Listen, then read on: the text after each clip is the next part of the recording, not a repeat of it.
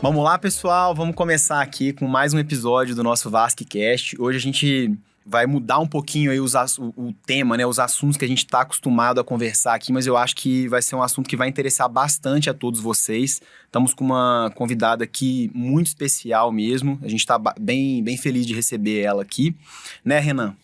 Olá pessoal, sejam bem-vindos. Hoje a gente está bem contente, uma pessoa, uma colega assim, bem renomada nessa área, a gente queria trazer aqui, e um assunto realmente diferente e que cada vez mais eu acho que precisa ser discutido, porque é uma coisa que na nossa formação ainda não é tão abordado assim, né, de maneira direta. Então, a gente está aqui com a doutora Juliana Pugina. Seja bem-vinda, doutora. Obrigada, meninos, é um prazer estar aqui no podcast.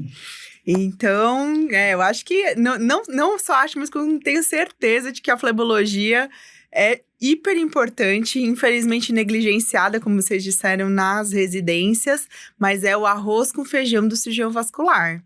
Então, quem não souber fazer flebologia no básico regular, já tá perdendo muito.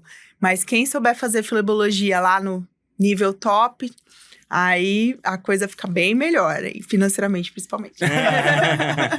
Beleza, então assim, hoje a gente vai conversar, né, sobre a construção da carreira na flebologia, conversar sobre a flebologia também. E aí vamos começar, a gente sempre começa perguntando para os nossos convidados se apresentarem, contar um pouco da trajetória até aqui, como que você chegou aonde você está agora. Bom, gente, eu sou daqui de São Paulo mesmo, nasci aqui na cidade de São Paulo, mas sou de uma família bem humilde. A gente é lá de Pirituba, bem na periferia. E meus pais deram sangue, suor e lágrimas aí para eu conseguir minimamente aí estudar. E graças a Deus eu consegui passar numa universidade pública, que foi a única possibilidade que eu teria de me formar médica, né? Então eu fiz Unicamp, sou da 41ª turma. Ai, dá até medo de falar, porque o povo vai estar ouvindo. Eu falar, eu sou da 757. Vamos começar a fazer as contas. Mas eu sou da 41. Eu me formei em 2008. E aí, daí eu fui pro exército, depois eu entrei na residência no HC. Então, eu fiz tanto cirurgia geral quanto cirurgia vascular na USP, no Hospital das Clínicas da Faculdade de Medicina da USP. Depois eu emendei um doutorado direto, 4 anos. Lá, fiquei lá mais um tempo. E nesse meio tempo, eu decidi várias coisas na minha vida durante a residência de vascular.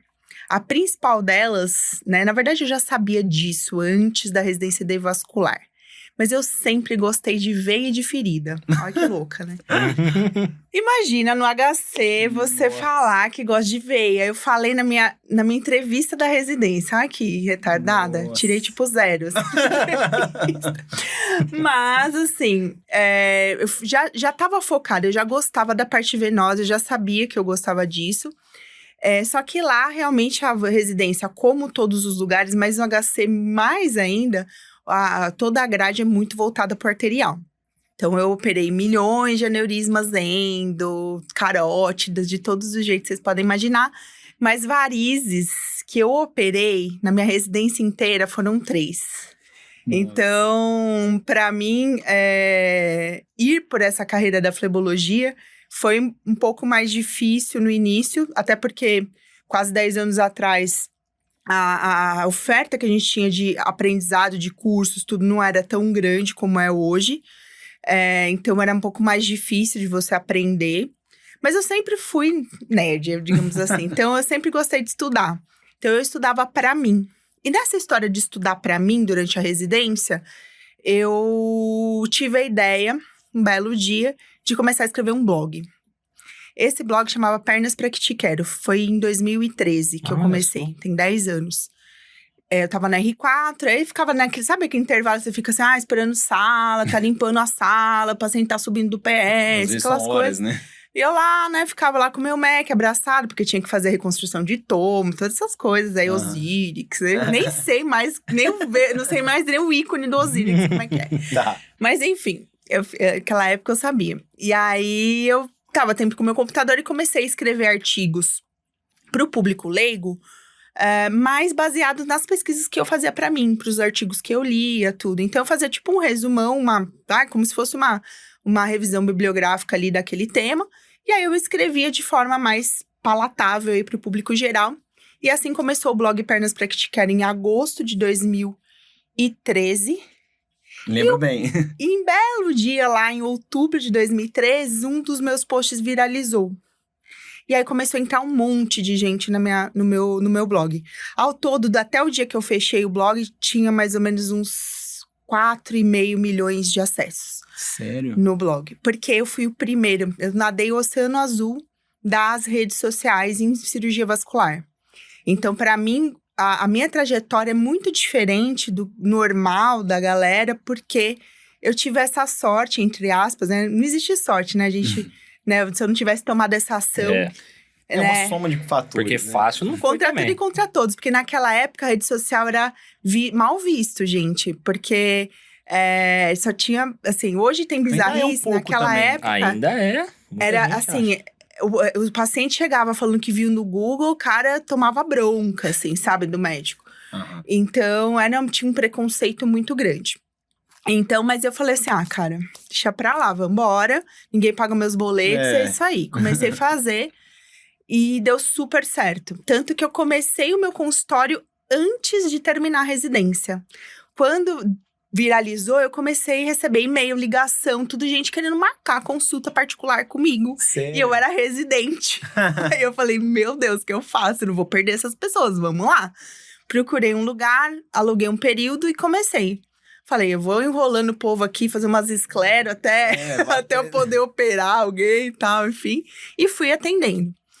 Então, eu comecei já assim, né? Que é uma trajetória completamente diferente. Completamente. Né? E por isso que eu tomei a decisão, por exemplo, de não continuar no HC como preceptora, tal. Eu nem prestei prova de preceptoria, porque eu, primeiro, tava endividada, tinha acabado de casar, tudo, não tinha dinheiro, tinha um tostão furado, tinha que dar plantão, então não dava pra eu me dedicar tantas horas. E segundo, que eu já tinha um caminho trilhado em flebologia, então não ia ter nada a ver eu ficar fazendo aneurisma roto de madrugada no HC, entendeu? Não tinha nada a ver comigo. Então, eu preferi não continuei fazendo pesquisa, que era uma coisa que eu gostava, em ferida, porque é uma coisa que eu sabia que no consultório é um pouco mais restrito. Tá atrelado também. Então, eu fiquei um tempo no nosso ambulatório lá de doença venosa do HC, fazendo esse meu trabalho de doutorado. E continuei no paralelo, trabalhando no meu consultóriozinho, que era uma vez por semana. E nos empreguinhos, né, que os amigos vão arrumando pra gente, a gente vai fazendo. Né? Então, foi essa a minha trajetória. E aprender flebologia pra mim foi muito do meu próprio esforço. O único curso que eu fiz mesmo na época era o curso lá do Evas, do Kikuchi, do Elias. Uhum. Primeiras turmas naquela época, lá em Londrina e tal. E saí do curso maravilhada, querendo fazer laser, querendo fazer tudo. Eu tenho uma personalidade meio tigre, assim, digamos assim. Então, eu não tenho muito medo tem muitos perfis. Hoje, com muitos alunos, depois de tanto tempo ensinando, eu vejo muito perfis de pessoas. Tem gente que vai ter que fazer 200 vezes um curso pra ter coragem. Eu não. Você falou pra mim mais ou menos como é que é, eu vou lá e faço. Tá. E aí, eu me viro. Isso é bom e é ruim. Os dois lados são bons e ruins. Tem seus prós e contras. Mas eu sempre tive esse ímpeto. Então, fui fazendo. E fui aprendendo na prática. E o que me ajudou muito foram as amizades dentro da flebologia. Com essa história toda do blog, depois do doutorado. Daí, começaram a me chamar para falar nos congressos. Tudo sobre o meu tema, que é um tema de flebologia, né? Que é a úlcera venosa, minha linha de pesquisa. Então... eu comecei a conhecer o pessoal. E as famosas conversas de corredor de congresso, as aulas, essas coisas me agregaram muito ao longo do tempo. Né? E continuar estudando, continuar indo atrás. Tem, assim, a gente fala, não tem nada de literatura e flebologia. Mentira, tem muita coisa que o povo não lê. Ninguém vai lá no PubMed, põe lá o negócio e dá uma olhada no que existe. Melhorou muito nesses últimos 10 anos, que é o tempo que eu tenho acompanhado a literatura. Tem muita coisa. Mas precisa, né? Sentar a bundinha na cadeira, aquelas coisas, né? Que vocês devem falar no curso de vocês, o povo. Mas é difícil, todo mundo tem tudo pra fazer. né? O tempo inteiro, a vida continua. Então, a gente precisa ter essa responsabilidade. Entendi. É isso. Nossa, muito legal. Gostei da... Minha história maluca. Muita gente, com certeza, vai tirar muita vantagem. Me despertou uma curiosidade. Qual que foi esse post que viralizou, assim? Era, o que você falou na época? O título era Como Tratar Vasinhos nas Pernas. É que, como eu te falei, eu sou uma nerd, assim, daquelas. Tá. Não parece. Primeira categoria. Não parece, mas eu tinha que usar óculos fundo de garrafa. Mas hoje em dia tem lente de contato, então vocês não sabem quantos graus de miopia eu tenho. Mas enfim, o que acontece? Eu comecei a escrever o blog, eu sou muito metódica. Muito. É até um defeito. Chega a ser um defeito porque... Você acha que é demais? É demais, é um sofrimento. Tá. Então, antes, como eu queria escrever um blog, eu falei, não, eu tenho que escrever o melhor blog do mundo. Então, daí eu comecei a estudar SEO, né? Pra conseguir fazer com que o Google achasse o que eu tava escrevendo, né? Então, existem técnicas, né? Não sei se todo mundo tá familiarizado com isso, mas existem técnicas para você fazer com que o robô do Google te veja com mais facilidade que outras pessoas, né? Tem gente que gasta rios de dinheiro com técnicos maravilhosos, mas eu tinha total de R$0 naquele momento. Tinha negativo, inclusive, porque eu tinha casado naquele ano do R4. E quando eu voltei da lua de mel, eu pensei, acho que vão me prender lá na Polícia Federal, de tanto que eu tava devendo. Sério, eu demorei 4 anos pra pagar a dívida e o casamento só durou 3. Nossa, ai, que maldade, pagando depois. Ai, isso aí é não, paga com desgosto. Que desgosto de pagamento. Que eu vou fazer, né? Enfim, mas deu tudo certo, foi tudo lindo, maravilhoso, mas fiquei endividado. Então, tinha dinheiro. Então, eu comecei a estudar por mim mesma pra fazer. Eu mesmo fiz o site, eu mesmo, fiz o HTML da época. Caramba! Tal, doida. Estudei tudo isso e estudei o SEO. Então, quando eu escrevia os posts, além de pensar no que os pacientes estavam pensando, porque isso é um erro muito grande de pessoal em rede social. Tem uma dica aí pra quem tá começando, quer começar nas redes sociais, que hoje é praticamente obrigatório, né? A gente como médico, a gente tem uma visão da nossa especialidade. O paciente tem uma visão completamente diferente. Então, uma dica que eu dou é prestar atenção no que as pessoas te perguntam, no que os pacientes te perguntam lá no consultório. Vai anotando num papelzinho, no bloco de nota do celular, uma pergunta diferente, uma que você ouve sempre. É sempre essas perguntas que vão viralizar. Entendi. Entendeu? Não adianta, sei lá, o que são as telangiectasias das pernas. Se fosse esse, o título nunca teria viralizado. Ninguém pergunta isso, né? Então, eu pensava assim, o que o cara leigo vai escrever no Google, lá na hora que ele quer procurar? Qual que é o melhor tratamento? Como tratar? Como é que faz isso? Então, como que a pessoa vai escrever? Você tem que se colocar nos sapatos aí do paciente, se colocar no lugar dele para você conseguir fazer um bom conteúdo de rede social. E foi assim que eu comecei. Então, todos os artigos que eu fiz foi com essa cabeça. Então, muitos viralizaram, muitos foram primeira página do Google orgânico. Então, por isso que eu cheguei numa marca, assim, de quase 5 milhões de acessos num blog que durou aí até 2018. Então, foram 5 anos em 5 milhões de acessos. É muita coisa. É bem legal. É orgânico, nunca pus R$1. No blog, nunca coloquei R$1. Só que nesse meio tempo, de blog, as coisas foram evoluindo, né? Para Facebook, depois para Instagram, TikTok, etc. Então, na rede social, você tem que estar sempre atento com essa evolução. Para você estar up to date, aí sempre produzindo conteúdos onde as pessoas estão, né? Então, para você poder ter visibilidade. Entendi. Beleza. E assim, a gente tinha comentado assim, além dos conhecimentos técnicos que você foi adquirindo, tanto por ir dando a cara aí, tanto pelo curso que você fez também, e a questão das redes sociais, se você considera, assim, teria algumas outras características que você considera muito importantes ou essenciais para uma carreira de sucesso? Ou também vamos supor, porque para construir uma carreira sobre alguma coisa, tem muita coisa, igual você já está falando, muita coisa por trás da medicina, que não é tão tecnicamente médico falando, mas de uma maneira igual você pesquisou a parte da questão da mídia social, do funcionamento do Google. Para você ter uma gestão de uma clínica, você captar esse tipo de paciente, tudo isso, assim, você precisa desenvolver algumas técnicas, né? Algumas habilidades, talvez. Uhum. Aí, vamos usar a palavra, termo habilidades. quais e como você acha, assim, que, pelo menos no seu caminho, o que aconteceu, o que você começou a perceber que ajudou bastante? Gente, também vou contar isso. Vou começar com storytelling. Conta aí pra gente. Na verdade, até a decisão de fazer o blog, ela veio numa construção que tem a ver com isso.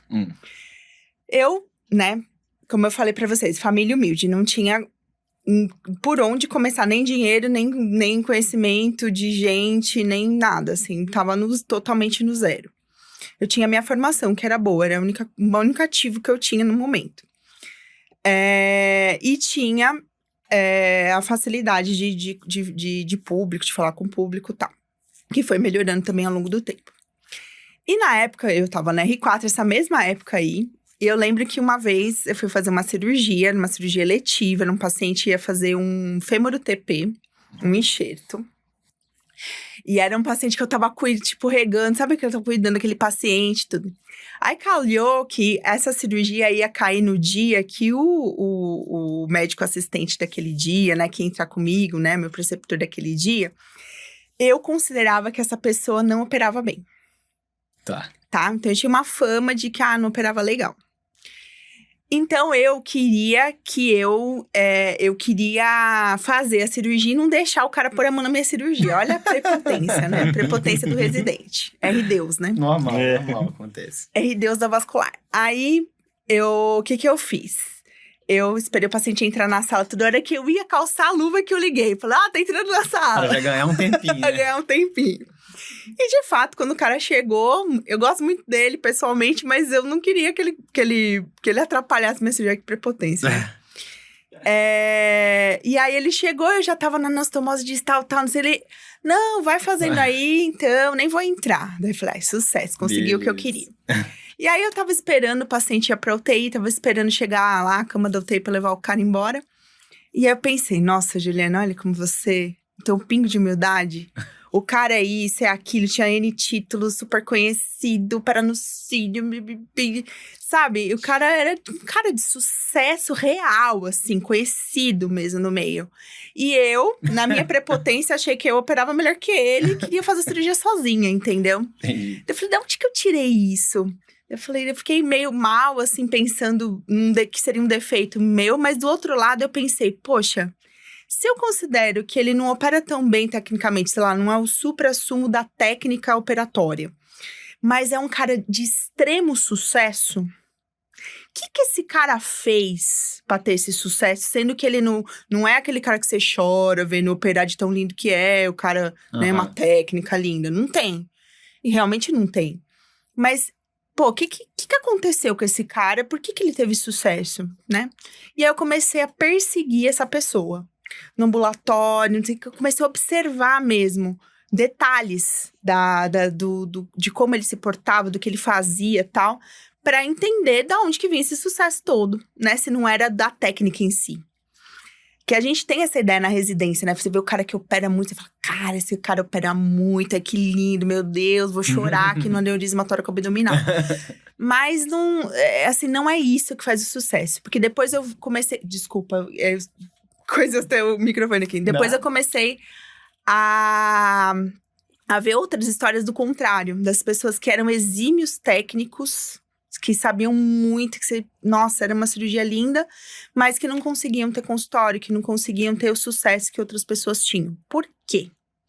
E aí eu comecei a investigar isso por mim, e eu percebi que o principal dessa pessoa era a relação interpessoal. Tanto com os pacientes, quanto com os outros colegas. Então, não só da nossa especialidade, mas de outras especialidades principalmente. Então, esse é o caminho que vai fazer você ter o sucesso. É claro que não adianta você ser Zé Ruela na técnica. É, lógico. Você precisa saber, porque senão uma hora a casa cai. Alguém vai descobrir que isso é uma farsa, entendeu? Não dá.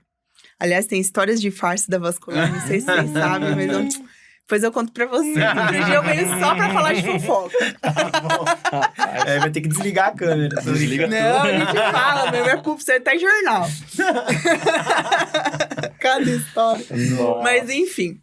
E aí, eu percebi isso, que o principal era... Porque o cliente é o teu paciente, cara.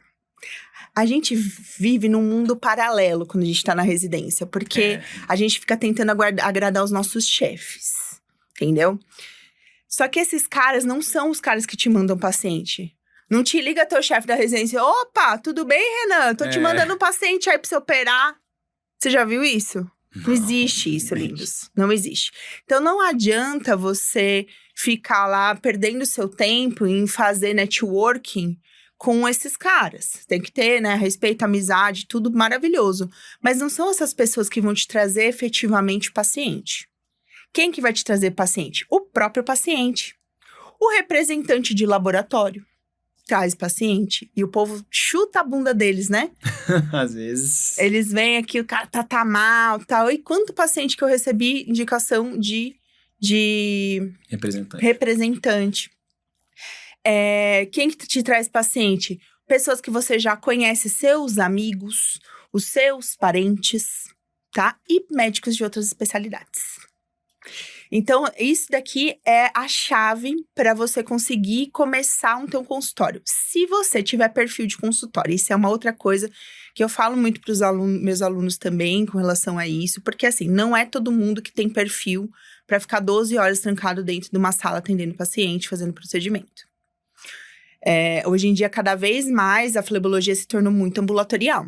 Então, assim, eu saio do meu consultório hoje um período por semana para operar. Então, eu fico lá dentro. E eu tenho um perfil de pacientes hoje, classe A em São Paulo. Então, é um público diferente, que demanda, que te suga. Então, não é todo mundo que tem a paciência necessária e nem deseja isso. É que nem, assim, ficar rico, sabe, pessoal? Todo mundo quer ficar rico. Mas tem um preço que você paga pra isso. Nem todo mundo está disposto a pagar o preço de ser milionário e andar de iate. Eu, por exemplo, sou uma pessoa que talvez não tenha esse perfil. Cara, não vou me matar pra ter um iate, um avião.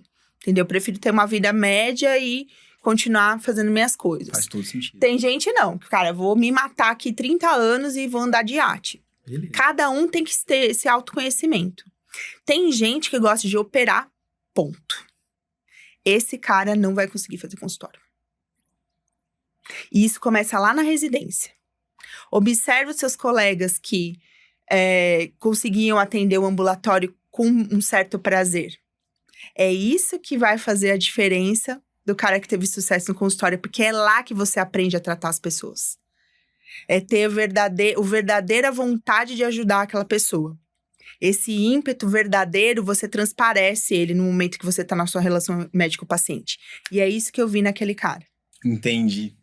E aí? Quando ele tava comigo lá no ambulatório da HC, com a Dona Maria, com a ferida na perna, o cara sentava, explicava pra Dona Maria, ela saía de lá, abraçava ela, chorava, aquelas coisas, entendeu? Um interesse então ele ali. Realmente tinha um interesse Queria genuíno ajudar. ali de orientar aquela pessoa, mesmo que é um coitadinho que você sabe que não vai fazer nada que você falou e tal, mas não chutava a boca dela.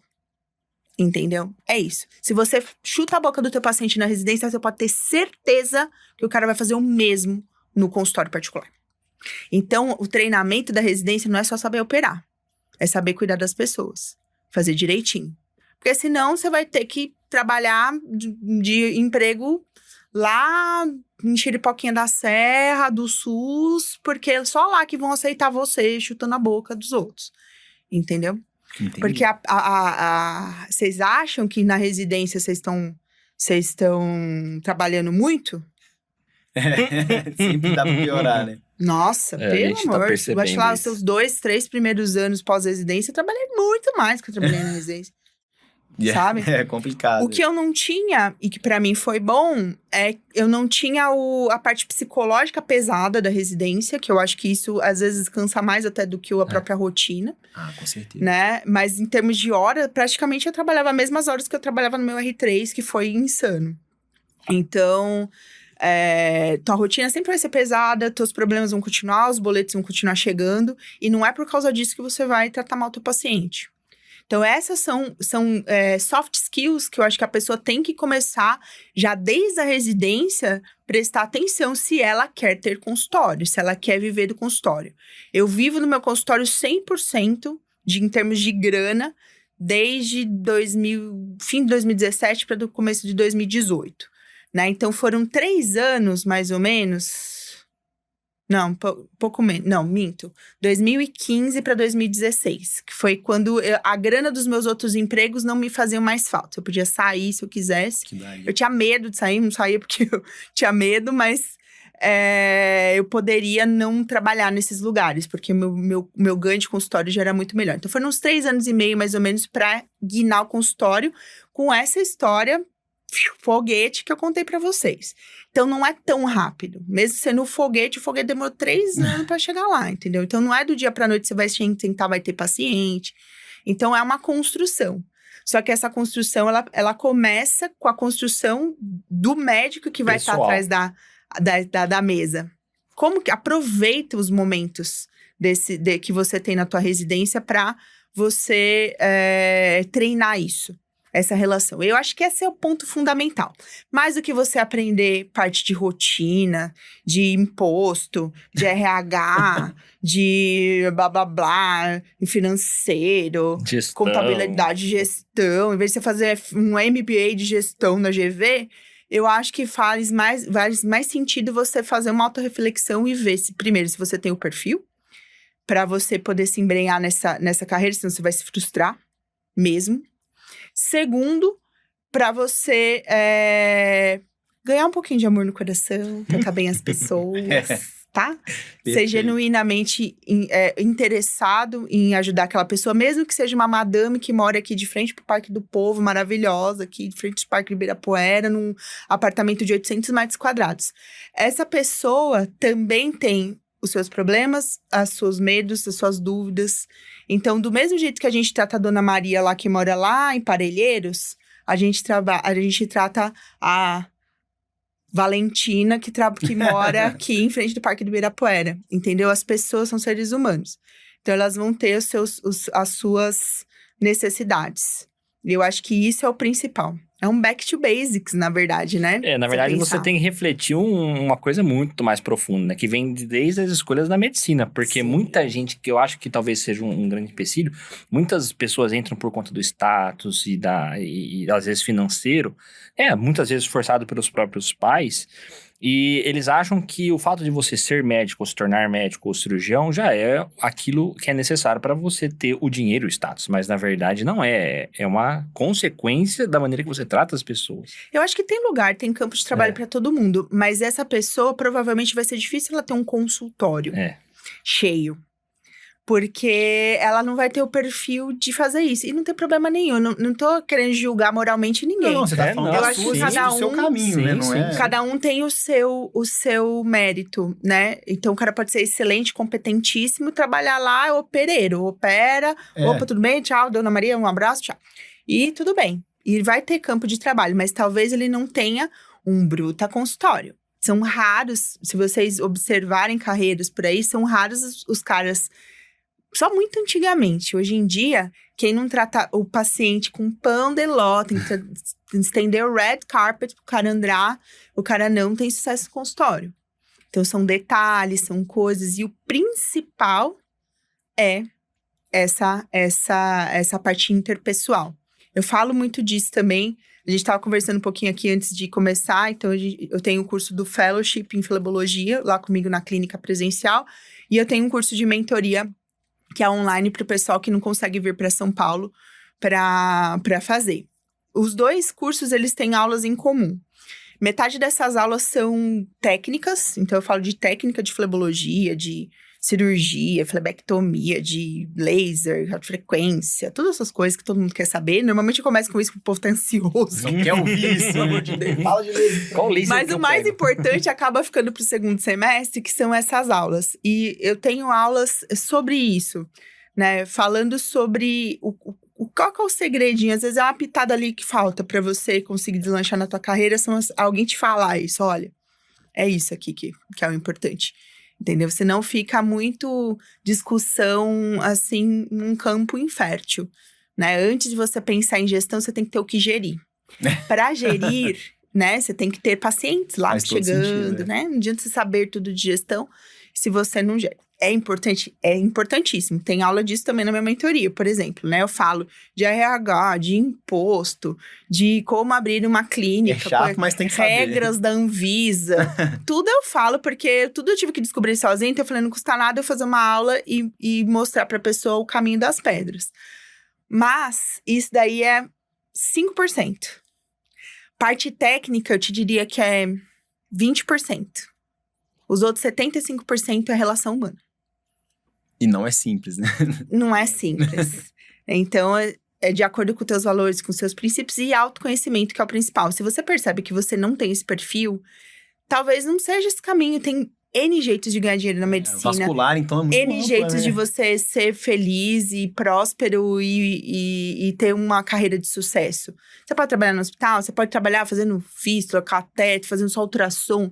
Nossa especialidade é tão vasta, tem tantas áreas de atuação, que tem lugar para todos os tipos de perfil. E aí, o perfil do consultório de flebologia, principalmente, é um perfil de uma pessoa que gosta de fazer consultório, que gosta de conversar com as pessoas, que gosta de estar lá. Né? Qual que é o problema? A incidência da doença venosa é infinitamente maior do que da doença vascular. A gente não tem essa percepção na residência, porque na residência parece que brota do chão, aneurisma, brota, carótida, brota. Mas, ó, vou te dizer, o meu consultório particular, eu nunca foquei em marketing nisso, né?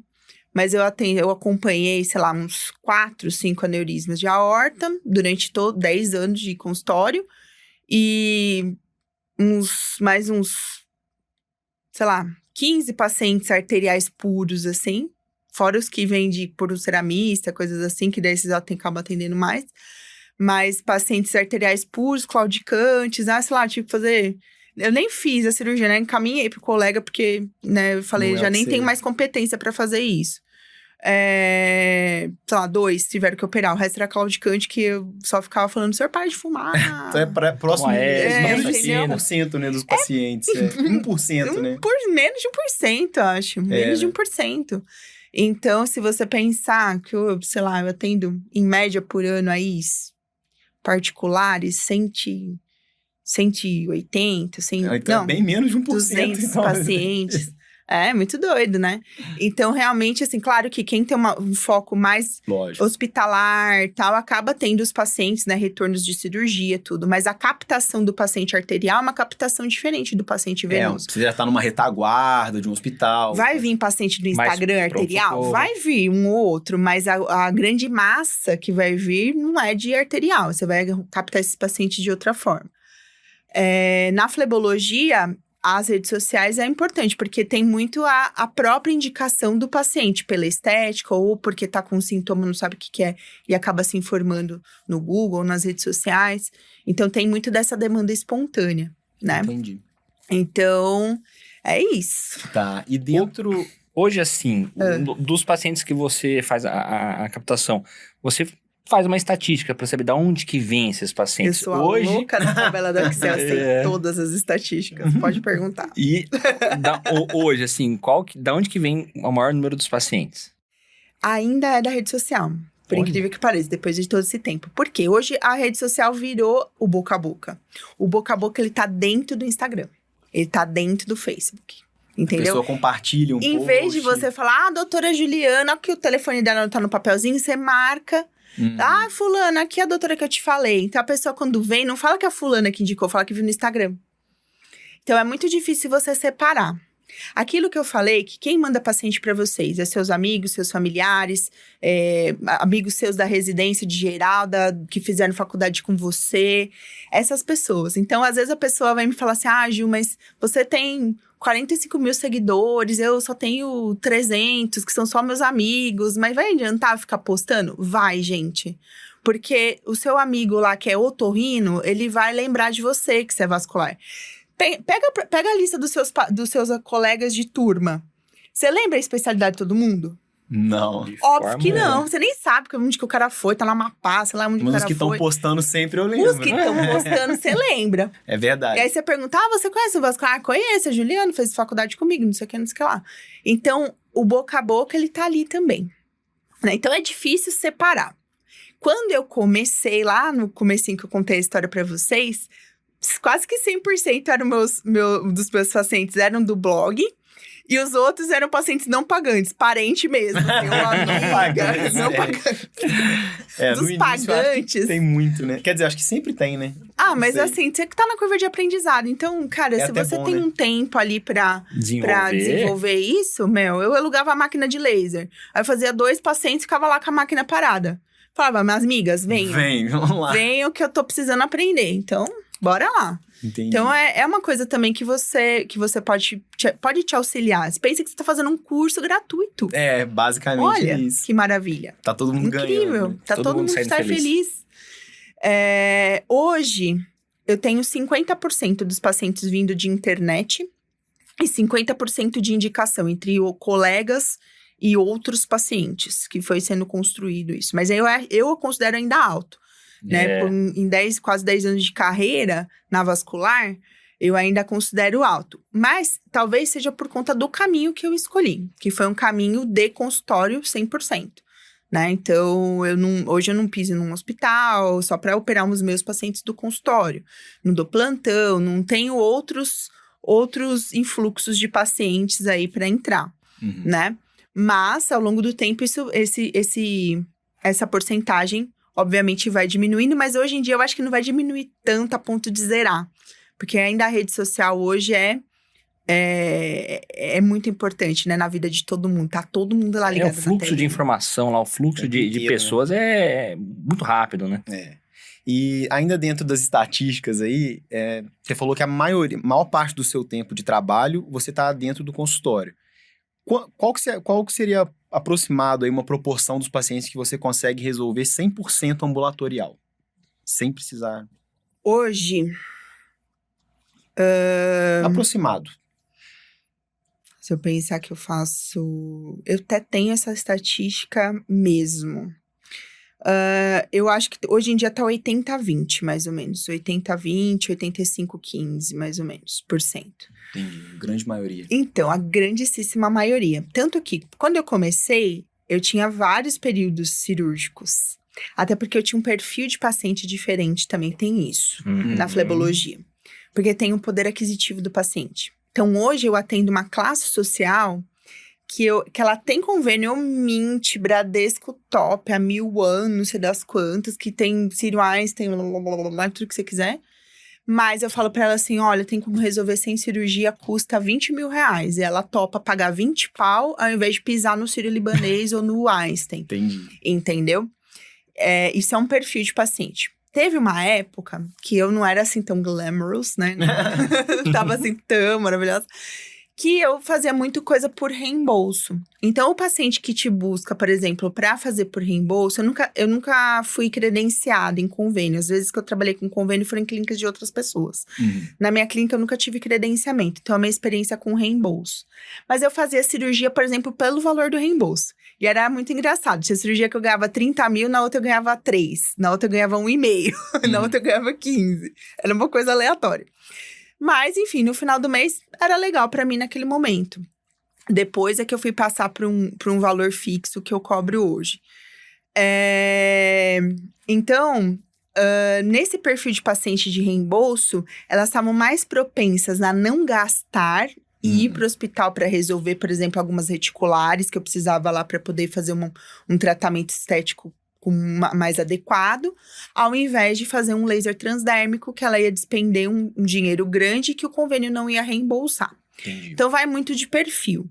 Eu acho que quando o meu perfil começou a ir mais para uma classe social maior, eu comecei a ter menos pacientes cirúrgicos, né? Porque a prioridade da pessoa era resolver no consultório, não era não gastar dinheiro. Isso. Né? Hoje, dificilmente eu vou para o centro cirúrgico se eu não tiver muita coisa para fazer. Se não tiver refluxo axial para resolver, safena e tal. E muitas safenas mesmo acabo resolvendo no consultório. Porque daí um vai falando pro outro, não, eu fiz no consultório, quando anestesia local, não sei o quê. Aí também é uma coisa que vai se propagando, né? Mas eu ainda, hoje em dia, hoje, acho que praticamente todas. Por acaso, essa semana eu tenho uma cirurgia que é a ressecção de tributárias. Mas a maioria das vezes eu vou pro hospital para tratar mais de uma safena, para fazer aquele monte de tributária, paciente com tributária de grosso calibre, coisa grande, né? E não pra fazer aquela cirurgia de varizes de meia horinha. Tá. A minha cirurgia vai pra 4 horas, entendeu? Entendi. É quando E é uma anestesia, coisa dor, tudo. que não dá pra resolver mesmo no consultório, então vai dar trabalho. Ou então se a pessoa deseja, fala assim, eu não quero sentir dor de jeito nenhum, eu quero tomar anestesia e não quero ver nada. Beleza. Aí essa pessoa dificilmente tem esses filezinhos, assim. Eu chamava de varizes esotéricas na época. Você vai lá, tira 2, 3 articularzinhos, faz uma esclero. Ai, tchau, linda, 40 minutinhos. Não, agora é só... Quando Entendi. vai, a Lasqueira. coisa é... Quando vai, tem que ir preparado. E essa transição aí, agora uma pergunta um pouco mais direta. Essa transição aí do laser, eu alugava, agora eu vou comprar. E ultrassom também, mas mais do laser. Porque a gente sabe que o aluguel do aparelho, da máquina, não é barato. E assim, e a própria compra mais caro ainda. Como que acontece essa decisão? Ou como que você acha que deveria acontecer? Eu até coloquei também, falando de um pouco da mentoria e do fellow, eu coloquei isso como aula dentro da mentoria também, porque é uma dúvida que todo mundo tem, porque o investimento é muito alto. Como eu contei pra vocês, eu não tinha um tostão. Então, eu sou uma pessoa ótima pra falar disso, porque eu realmente comprei com o suor mesmo do trabalho. Então, vamos lá. Então, eu tenho uma aula só que chama assim... Como montar sua Flebo Suite começando com apenas um ultrassom. Esse é o nome da aula, lá da mentoria. E eu explico como eu fiz para isso. Porque alguns equipamentos, eles vão te dar um ganho direto em relação àquele paciente. Então, ele vai te trazer uma receita vinda diretamente daquele aparelho. Vai ter aparelho que ele não vai ter uma receita direta vinda dele, mas ele vai agregar um plus, né? Uma cerejinha do bolo lá que vai fazer você vender mais procedimento, que vai fazer você ter um público melhor. Então, são esses 2 tipos de investimentos que a gente tem numa Flebo Suite hoje. Eu diria para vocês, como médica, como cirurgiã, como flebologista, que o aparelho mais importante que você tem na tua clínica é o ultrassom. Mudou radicalmente o meu resultado cirúrgico depois que eu comecei a usar ultrassom de forma séria. Então, primeiro aprender ultrassom, fui lá fazer curso de ultrassom, para aprender direitinho. Depois conversando com os amigos, tudo, como você faz e tal.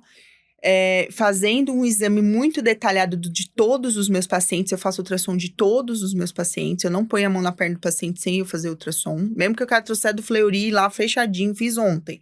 Eu dou sempre uma olhadinha, nem que eu não for cobrar. Mas eu sempre dou uma olhadinha. Por quê? Porque nada substitui o teu olhar como especialista.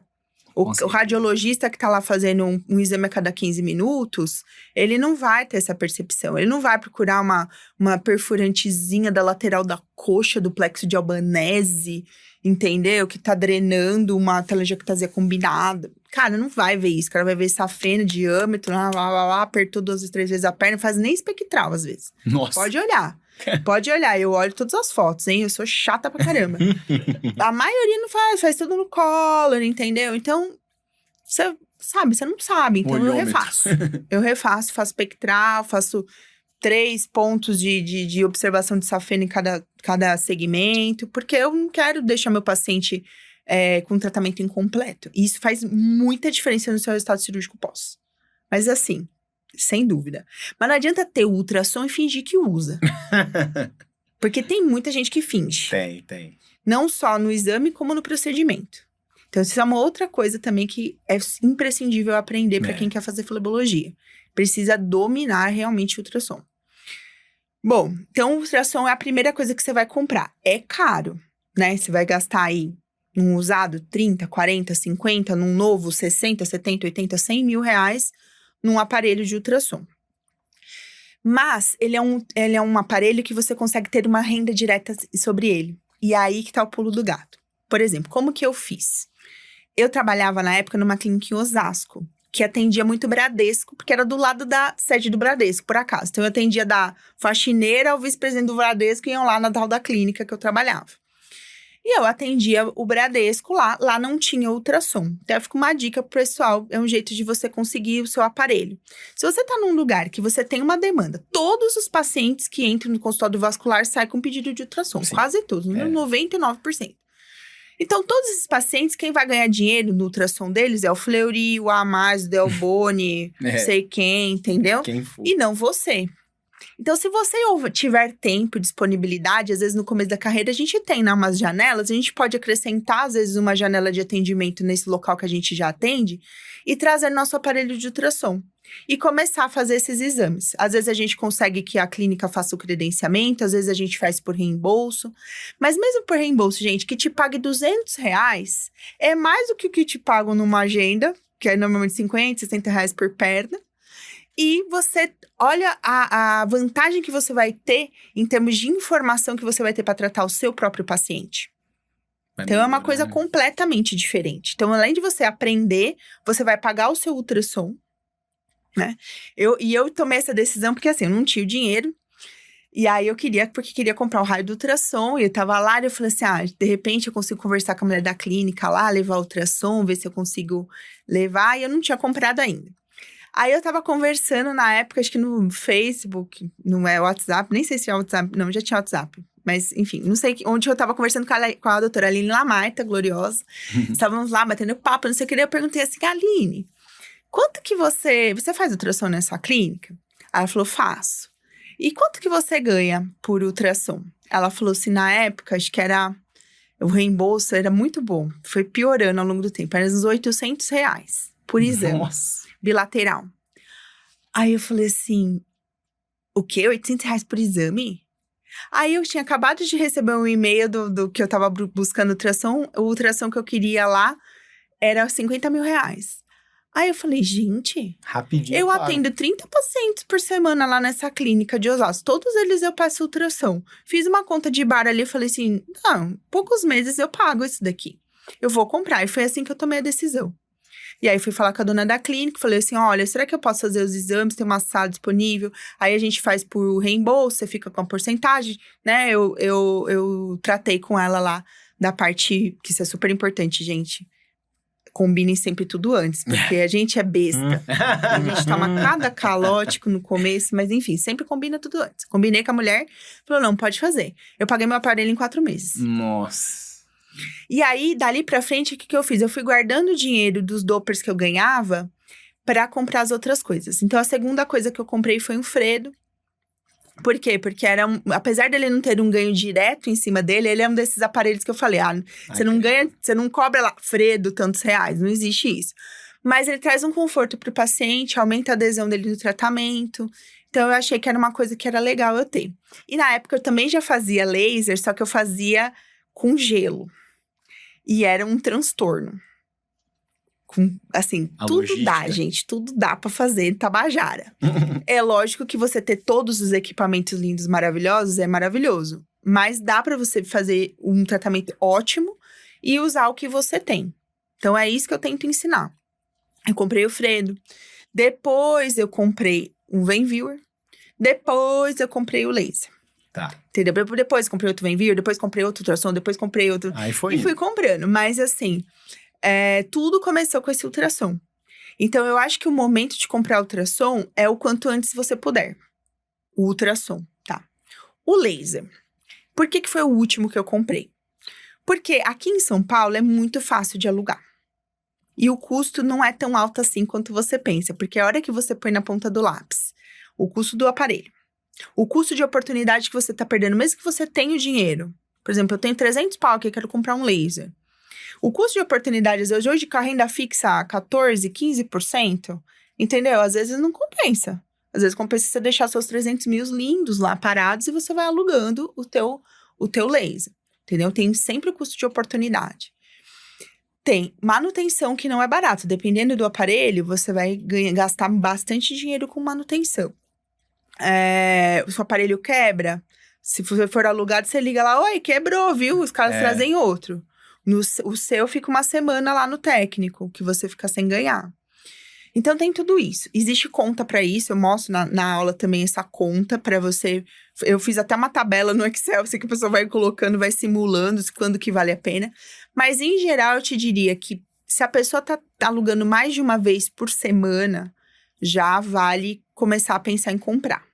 Tá. Menos de uma vez por semana, não vale, tá? Porque o custo realmente é muito alto. Você vai ficar com um aparelho lá que vai ficar se desgastando, né? Ficando velho, enquanto você não tá usando. Então, é burrice. Mesmo que você tenha o dinheiro, é burrice você gastar esse dinheiro com laser. Né? Alugue. Aqui em São Paulo, você acha todas as máquinas que você quiser para alugar. Quanto que tá a média, assim, de uma diária de... Eu acho que a última vez que eu precisei alugar, 6 horas, eu acho que paguei R$1.200. Entendi. Como é que eu fazia no começo? Eu juntava os pacientes, era aquele dia do laser. Não era é assim tão que você grande faz. assim, né? Sei lá, eu tinha 10 pacientes lá tratando naquele mês. Então, eu marcava, eu precisava de fazer lá meia hora, 40 minutos cada paciente. Então, eu alugava 6 horas, 8 horas o aparelho. Botava todo mundo. Aquele dia, e mês que vem tem mais, gente. E aí, eu comecei uma vez por mês, depois eu fiz 2 vezes por mês. Quando eu tava com uma vez a cada... Uma vez por semana, surgiu uma oportunidade de eu comprar um aparelho de segunda mão, que é um aparelho que eu tenho até hoje, maravilhoso, um Harmony, que é estupendo, nunca me deu problema, só que é um aparelho super caro.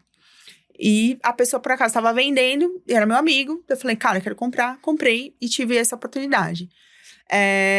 Hoje eu penso nessa máquina, ele já usou bastante, eu já usei bastante, então é uma máquina que eu provavelmente devo trocar nos próximos meses, nos próximos anos, mas não é uma coisa que é tão rápido para você trocar, mas tem a manutenção, que é uma despesa bem grande. Então, você tem que botar isso na ponta do lápis. Se você vai financiar, juros, se você tem o dinheiro, custo de oportunidade, se você tem os pacientes e você não tem o dinheiro, se você vai financiar, quanto que vai estar esses juros para você financiar. Tem tudo isso. Então, tem complexo, né? Tem que estudar cada caso, né? Momento também. Não tem uma receita, falar pra você, a partir de X dias. E agora tem uma outra coisa também que a gente tem que considerar. A questão geográfica. Porque aqui em São Paulo é uma realidade. Exterior de São Paulo é uma segunda realidade. Interior da Bahia, do Acre, é outra coisa. Então, esse pessoal que mora longe, que às vezes não tem como alugar... Aí, às vezes, vale a pena, mesmo que você não tenha uma grande quantidade de pacientes para fazer, você ter a tecnologia para ser um diferencial de carreira em relação ao teu concorrente lá da mesma cidade. Que vai te alavancar, né? Se só você tem, né? É um outro investimento, pensando em marketing, pensando em abocanhar um market share, né? Uma parcela maior do mercado de pacientes daquele lugar. Que é uma outra coisa que a gente não pensa na residência também. Mas, assim, o número de pacientes não é infinito. Tá? Não é infinito. A gente we are the world, vamos nos ajudar todos mundo. Só que existe um número de pessoas numa determinada região que tem poder aquisitivo para pagar um determinado tipo de tratamento. Então, é isso. Entrou um player novo, entrou um vascular novo ali na região, vai dividir. Então, você tem que estar atento a isso. Então, é uma decisão que às vezes você toma, mesmo não sendo... lá na tabela do Excel financeiramente viável, mas você toma com outro objetivo, que é um objetivo de abocanhamento de mercado. Também é uma decisão que você pode tomar. O que eu acho errado é a pessoa sair comprando. Eu tenho dinheiro, vou comprar. Entendi. Porque isso é uma burrice. Você pode fazer 1000 outras coisas com esse dinheiro enquanto você tem... aluga, o restante do dinheiro você usa para outras coisas. E eu acho que a expectativa também, a quebra da expectativa, às vezes a pessoa fala assim, poxa, vou começar com tudo, então a coisa vai ser mais rápida, talvez. Não.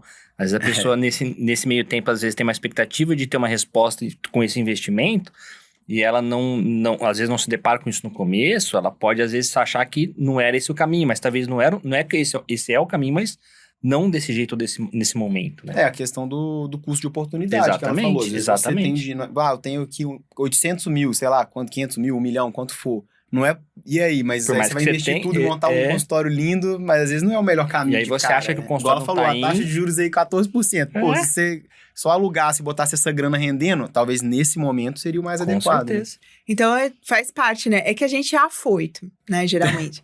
Então, a gente quer fazer tudo de uma vez. O que me segurou foi a falta de grana. Então, não tinha como fazer. Nem que eu quisesse, falar assim, você quer fazer tudo. Não daria. Vai rolar. Mas, se eu tivesse o dinheiro, eu talvez tivesse cometido esses erros que eu vi outras pessoas cometerem ao longo da minha carreira e vi que, às vezes, não valeu muito a pena, né? Eu acho que, assim, vale a pena você investir? Vale. Se você conversar com qualquer industrial, com qualquer comerciante, qualquer pessoa que precisa ter equipamento na sua empresa e contar pra eles quanto tempo você demora pra ter o payback do teu aparelho, o cara vai falar assim, compra tudo hoje, tem dinheiro no banco, fica endividado, dane-se, vem teu carro. Porque é muito rápido o payback em comparação com o equipamento industrial, com o equipamento de uma fábrica pequena, de qualquer... Mas eles têm coisa que é 10 anos que ele vai ter Exato, o cara tá né? acostumado em 10, 20 anos de payback. A gente fala em 4 meses, eu falei pra eles, em 4 meses, meu laser eu paguei menos de 1 ano. Então, os caras ficam loucos, né? O cara fala assim, meu Deus, vamos comprar uns 20, vamos alugar isso aí, sabe? Colocar pela parede. O cara fica doido, porque realmente a gente reclama, mas a nossa profissão, ela tem uma margem líquida de lucro muito grande. Então, a gente consegue pagar isso com uma facilidade. É que médico é gastão e gosta de ter vida acima do seu poder aquisitivo real. Eu sou a primeira que isso. Pobre é complicado. Você tira o pobre da favela, depois você não devolve mais, entendeu? Ele quer tudo que pode imaginar, eu falo. Então, eu passei muito por isso, me endividei muito, querendo ter um padrão de vida muito alto, que eu não podia na época. Se eu fosse uma pessoa mais prudente, talvez eu estivesse mais maravilhosa hoje em dia, né? Então, para os jovens aí que estão vendo a gente, ter responsabilidade com dinheiro, saber investir, tudo isso, é importante. E passa por isso. Porque também, ao mesmo tempo que é um investimento, é um desejo. Né? Também é um objeto de consumo. Que você quer ter, porque o fulaninho tem, o ciclaninho tem, a doutora Juliana tem, não sei quem tem, entendeu? Só que é uma caminhada, é uma construção.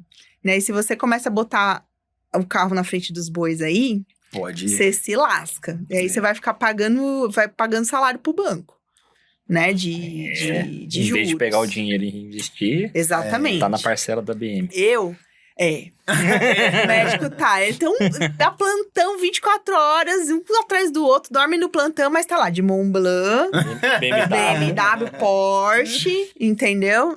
Isso, todo vestido de Prada, Gucci, Louis Vuitton, não sei o quê. Virando plantão atrás do outro. Então, dormindo no plantão, indo de um plantão pro outro. Ih, ó, quem vive de plantão sabe, já viu esse cara. Ah, com certeza. Tem muitos. Vários, Por quê? Porque na nossa profissão ainda é muito lucrativa. Então, dá pro cara fazer isso. Né? Não é o caso de muitas outras profissões. Mas o mercado tá virando. Tendência a piorar, né? A tendência dos últimos anos foi piorar e cada vez mais. Então, a prudência vai ter que nortear a gente. Senão, daí a gente vai parar debaixo da ponte. Com certeza. A gente tinha deixado uma pergunta aqui pro final, que eu acho que ao longo da nossa conversa você foi respondendo ela gradativamente. Mas eu vou fazer a pergunta para saber se tem alguma coisa a mais, né? Que era dicas que você poderia dar para os vasculares que estão se formando agora. Eu acho que você já deu dezenas aqui, mas talvez seja um resumo por agora. Mim, assim, eu já estou muito satisfeito com essa quantidade. Acabei a residência sem ter agora. Mas peguei, tô com o diploma na mão aqui. Eu acho que vai pra fora. Exato. Eu acho que essa pergunta do final você já respondeu de diversas formas, mas tem alguma coisa a mais que você gostaria, que você daria de dica para quem tá começando agora como vascular? Eu adoro falar desse assunto e até por conta disso é que eu criei esses 2 cursos aí. Porque eu já recebia muita gente vindo me perguntar esse tipo de coisa, que viram a minha trajetória e falar, pô, como é que eu faço, Ju?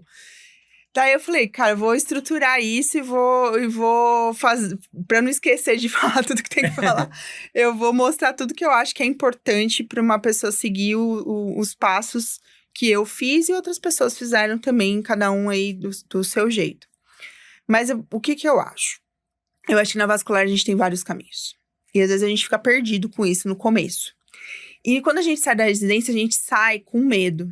Né, com medo de ficar desempregado, de não ter como pagar, não sei o quê. Todo mundo fica com esse medo, pega 200 trilhões de milhões de empregos, depois não sabe o que fazer, fica com vergonha de pedir as contas, aí fica se matando. Ixi, eu vi isso aí centenas de vezes.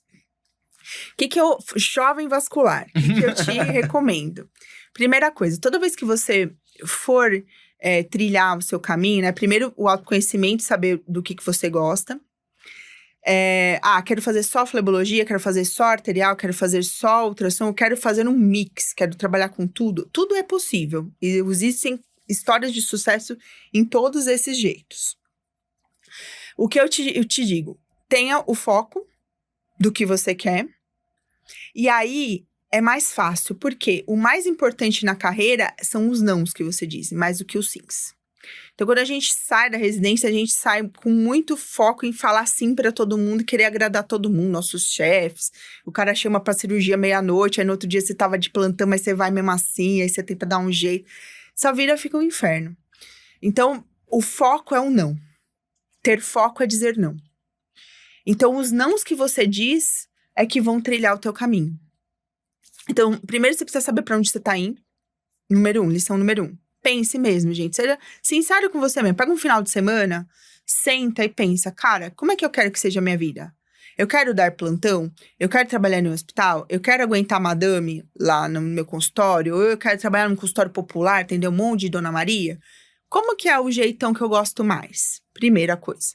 Segunda coisa, qual vida que eu quero ter pessoal? Porque às vezes também o que você gosta não é compatível com a grana que você quer ganhar. Então você tem que conciliar isso aí também.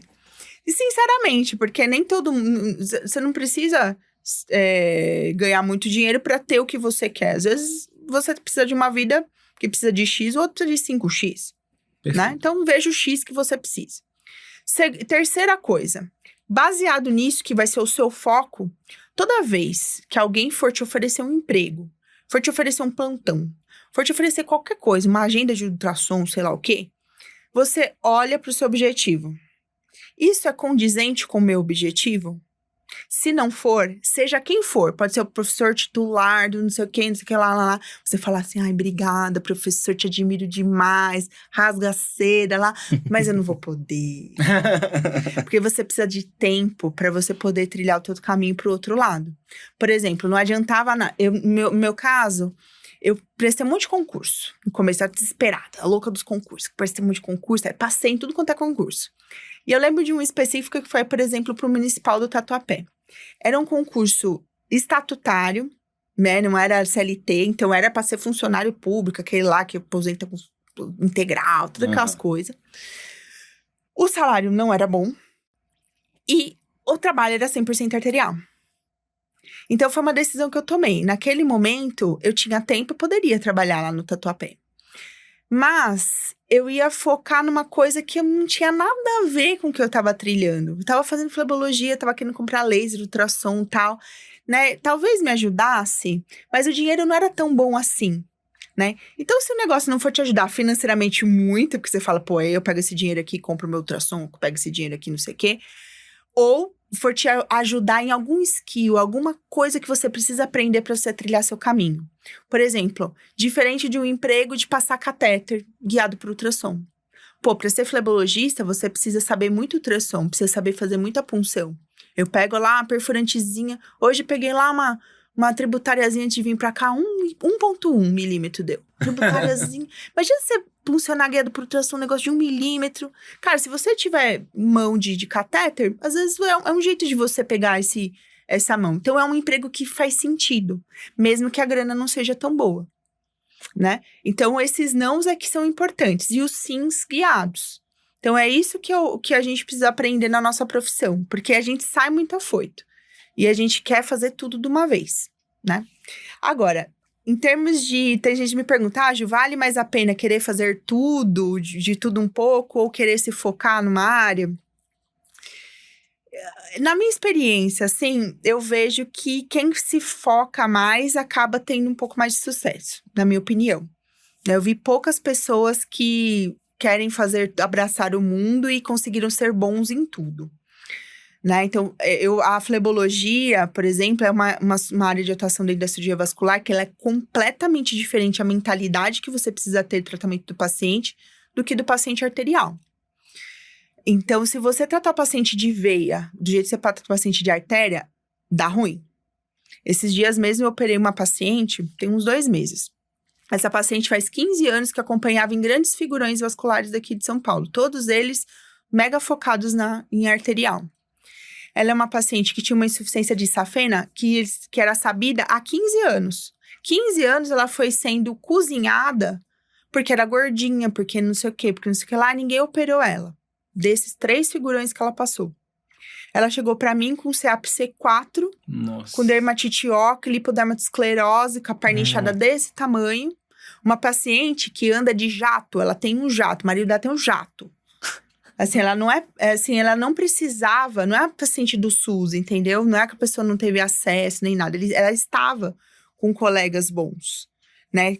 Conhecidos, que trabalham em grandes hospitais, que têm grandes consultórios maravilhosos. Mas que tem um foco, um pensamento diferente dentro da vascular. Que eles gostam de operar aneurisma, eles gostam de operar carótida, eles gostam de outra coisa. E tudo bem, né? Tudo bem. Mas a flebologia é uma área diferente. E aí, infelizmente, teve esse erro de conduta por mais de um profissional que ela esteve durante vários anos. E é uma paciente que eu fiz uma termoablação a laser na safena. Tinha 3 safenas para tratar, né? Porque ao longo do tempo foi tendo insuficiência de tudo.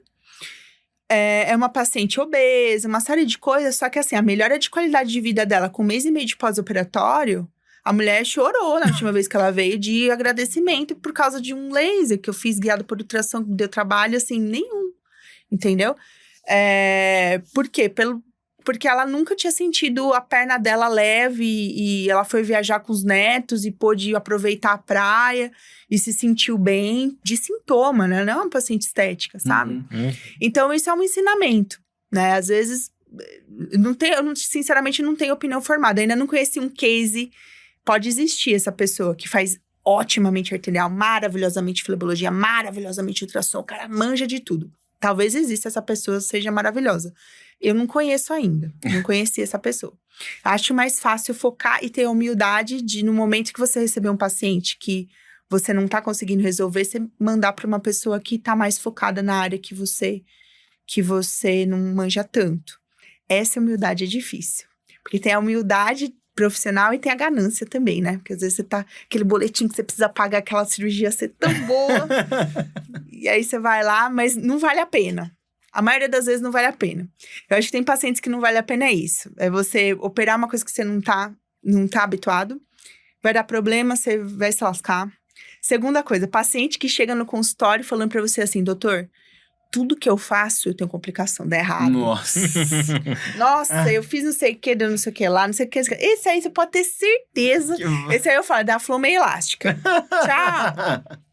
Porque às vezes que eu fui, falei, não, vamos arrebentar, vamos fazer o tratamento completo, me lasquei. Então, são pacientes que não vale. E aqueles que sugam a sua existência, que tiram a sua paz de espírito. Por mais que você cobre dinheiro, ele vai sugar a sua alma. Então, a alma não tem preço.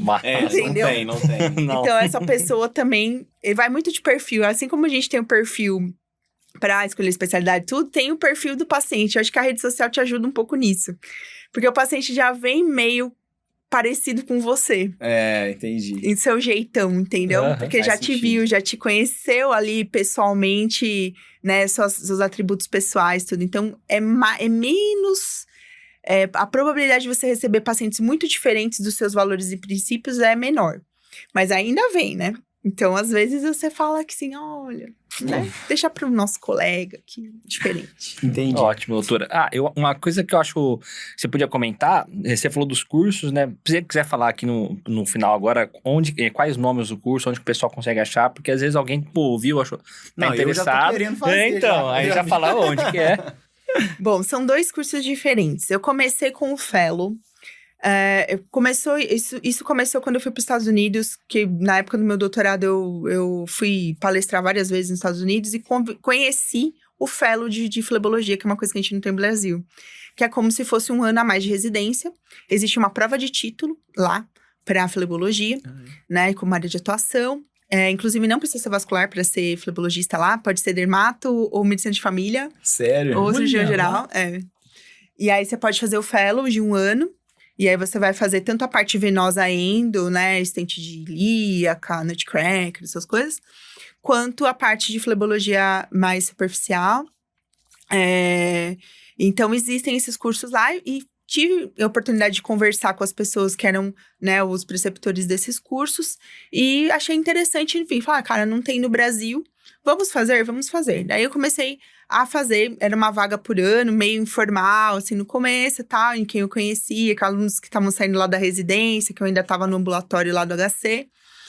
Depois, virou uma coisa mais, um curso mais estruturado, né? Com aulas teóricas e com a parte prática, que a pessoa me acompanha tanto no consultório, quanto nas cirurgias lá no centro cirúrgico, para ter toda essa vivência de flebologia. Isso é um curso presencial, então demanda a pessoa morar aqui em São Paulo, ter disponibilidade de tempo para vir, não é integral, né, mais ou menos umas 24 horas por semana de dedicação. Ele não é cobrado, ele é gratuito. Porque, na verdade, ele não é gratuito, a pessoa me paga com o trabalho dela. Então, do mesmo jeito que ela me ajuda, né, tanto nos procedimentos do consultório quanto nos auxílios de cirurgia, é o valor que ela me paga em troca do conhecimento que ela adquire durante esse ano. Né? A gente faz hands-on, também chama o paciente voluntário, e a gente faz também, é super bacana. Mas exige dedicação. E aí, por conta disso, muita gente, mas eu moro longe, mas não sei o quê, não sei o quê. Então, daí eu criei um segundo curso, que é para quem ou não tem a disponibilidade de tempo para fazer isso, ou já tá num outro momento de carreira, às vezes já tem um consultório, mas tá patinando, queria uma ajuda de alguém que já trilhou um caminho, né, e foi um pouco mais para frente. Então, eu resolvi fazer a mentoria. A mentoria é o seguinte, é uma mentoria individual, então tem encontros comigo individuais, né, por vídeo ou então até presencialmente, dependendo da pessoa, em que a gente faz um diagnóstico do momento que a pessoa tá na carreira. Acabei de sair da residência, ou então, já fiz tanto, tal. Veja onde a pessoa tá. Que habilidades, que coisas que ela precisa melhorar, o que tá faltando ali para ela dar um passo adiante. E aí a gente estabelece metas. Aí no meio do ano a gente faz uma outra reunião. Vamos ver as metas que foram atingidas, as que não foram, por quê. Então, eu dou todas essas dicas, falo um pouco desse pincelado que a gente fez hoje aqui, individualmente, personalizado para cada um. Lógico. Final do ano, a mesma coisa. E aí, no final do ano, a gente traça metas aí mais para longo prazo, 3, 5 anos, para a pessoa conseguir seguir sozinha, não precisar ficar na barra da minha saia o tempo todo. Apesar de todo mundo ter meu WhatsApp, acaba me perguntando. O intuito é soltar na natureza, né? Vamos lá, pessoal. Vai. Então, voar. E, ao mesmo tempo, ao longo do ano, além dessas reuniões comigo, a pessoa participa dessas aulas que eu contei para vocês, que é o conteúdo programático do Fellow. Que o primeiro semestre é a parte técnica em flebologia. Então, eu falo de todas as técnicas, de tudo, desde safenectomia, para vocês terem uma noção, de jeitos de fazer isso de uma forma melhor, linda, chuchuzinho, pro cara voltar como se tivesse feito um laser, ó. É 10, hein? Aí sim. Flebectomia, laser transdérmico, laser endovenoso, radiofrequência, espuma. Fala um pouco de trombose de úlcera e outros temas de flebologia em geral. Segundo semestre, a gente vai falar de gestão, de RH, de abertura de clínica, Anvisa, etc. A gente vai falar de marketing, desses soft skills, perfeito, de coisas que o paciente espera da gente, que às vezes a gente não tá ligado com isso. Como estudar, como que eu faço para estudar, minha rotina de estudo. O povo fala, nossa, Gil, mas você sabe o decor, o estudo? Eu falo, cara, eu sei porque eu li milhões de vezes, eu fiz milhões de aulas, né? Se eu não decorasse, seria uma anta, entendeu? Eu dei 50 vezes essa aula. Eu sei porque eu conheço o cara que escreveu o estudo, sabe? Então, tem forma de você fazer isso, sua educação continuada, você ser o gestor da sua própria carreira. Então, são essas coisas que eu tento passar nessas aulas. E na mentoria, como tem a parte técnica, geralmente no segundo semestre, nesses hands-on que os fellows participam, também vem o pessoal da mentoria. E aí a gente chama outras máquinas de laser, além da que eu tenho, fazemos procedimentos lá no consultório, tudo, e ensino essa parte técnica que é a mão na massa. Tá. Mas de verdade, falar pra vocês, eu acho que tem uma coisa técnica que faz muita diferença na flebologia de treinar mão. É punção guiada por ultrassom. Isso, cara, não tem jeito, fica, né? Eu posso te falar como é que é, mas tem que fazer. Se você não fizer. O restante é muito mais... É simples de ser feito, mas tem alguns detalhes que precisam. Então, às vezes, não é tanto quebrar a cabeça e ficar fazendo errado, não adianta. Tecnicamente difícil. Não, manualmente mas tem os difícil, pulinhos do gato. Perfeito. Entendeu? Então, às vezes, é o momento da pessoa ali perder o medo de falar, não, vou fazer daqui pra frente, porque agora eu vi como é que é, só pra ser esse empurrãozinho pra pessoa conseguir seguir a própria carreira, perder o medo de fazer um laser, perder o medo de fazer uma espuma, ver como é que se faz, como é que eu faço, né? Eu também não sou dona da verdade, mas eu tento mostrar o jeito que eu faço na minha prática diária. Então é isso. Pra quem quiser saber mais, tá lá no Instituto Circular, que é um site, então www.institutocircular.com.br/cursos, lá tem a descrição dos 2 cursos. Pro Fellow, as inscrições já foram, mas pra mentoria ainda vão ficar abertas, porque por conta da Gigi, eu tô grávida aqui de 9 meses, basicamente. Então. 35 Viu? Pra quem semanas. achou que ela já fazia muito, esqueceu de contar que ela tá com 9 meses de gestação. E aí, então, por conta dela nascer agora no começo do ano, tanto o Fellow quanto a mentoria esse ano vão começar em maio. O processo seletivo do Fellow já foi, mas a mentoria ainda vão estar abertas as inscrições até o comecinho de maio, que vai ser quando vão começar as aulas efetivamente, tá bom? Então, quem tiver interesse, é só entrar lá no site, tem lá as instruções de inscrição. Tem o Instagram do Instituto Circular também, só colocar Instituto Circular no Instagram, tem lá, eu fiz alguns stories, alguns reels lá explicando melhor de cada curso. Pode me mandar direct também, mandar WhatsApp que eu respondo. E é isso, gente. Beleza. Muito obrigado legal aí pela presença dupla, né? Não só a doutora Juliana Pugino, como a Giovana. A Giovana também já tá dando palpite aqui, já querendo chutar. Falando, mãe, tá quase pra errado. nascer. Então, assim, um obrigado especial, porque, poxa, vim, né, tá super grávida, um esforço a mais, com certeza. A mais, além de toda a correria. E acho que o pessoal, com certeza, que tá ouvindo, deve estar gostando bastante. Eu adorei. Realmente tô considerando fazer esse curso aí, porque ó, você me convenceu, tá? Ó, vendi bem o peixe, hein? Vendeu bem o peixe e, assim, obrigado pela presença aqui com a gente. Obrigada a vocês, meninos.